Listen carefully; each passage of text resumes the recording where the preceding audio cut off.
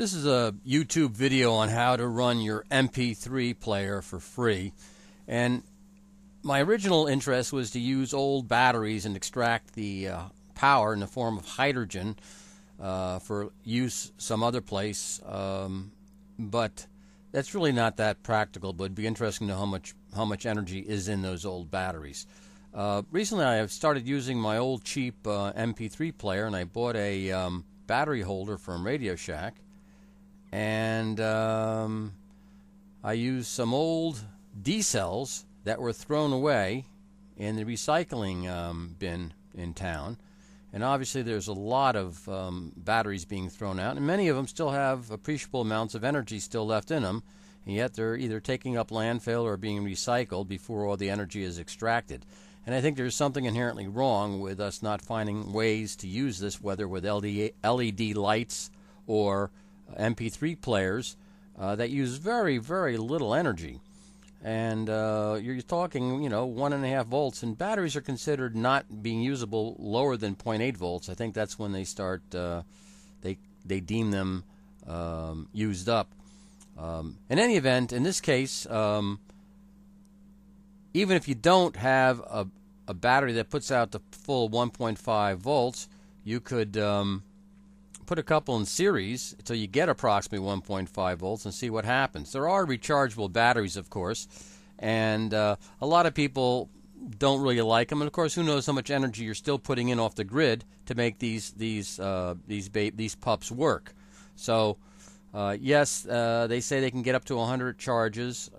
They don't hold the charge, so a lot of energy is put into these batteries to charge them up, and then you don't use them right away, and then they bleed out. So NiCads are not all they're cut up to be, or they also have a memory, so if you don't run them fully out, then they don't have a full charge. But anyhow, I've been using my MP3 player and downloading podcasts from the internet, even from the library, and I bought this D-cell holder because D-cells have a lot of power in them, and we'll go into that a little later.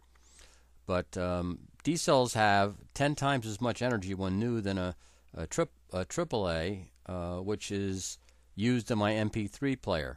These are just some voltages out of the various cells. This one was 0.4 volts, which you could, stack 3 of them up and, get close to the voltage you need to run this thing.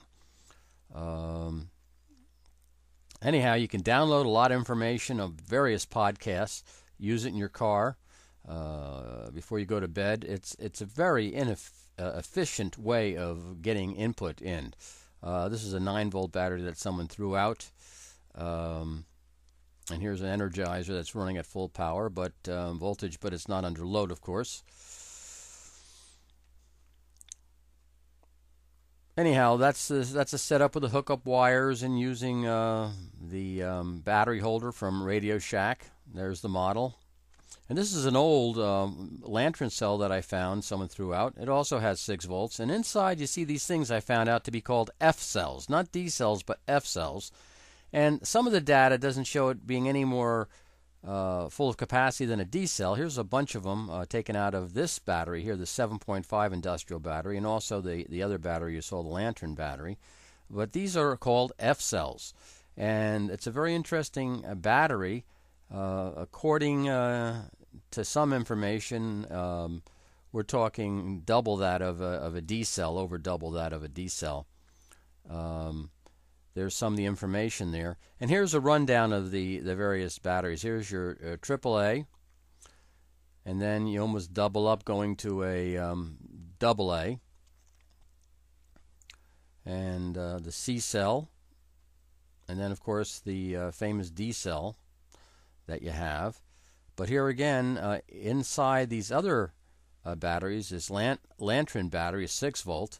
There's 4 of those F cells, and you can take them out and they run. And then in this battery, there's 10 of them. But what's interesting is this battery, when I took a reading on it, was 0 voltage until I took it apart. Now it's producing 1.5 volts. An F cell, based on some of the data I have, has 23 times the amount of energy that's in an A cell, and there's 10 of them in one of these batteries that someone threw out. And like I said, that battery showed no voltage before I took it apart and separated the cells. Each cell was perfect, 1.5 volts. So we'll see what happens, but this whole thing is very intriguing of getting free energy. And like I said, with the advent of LEDs for low power lights, this is a great thing. So save those old batteries and see what you can do with them. Could be a lot of fun. Take care.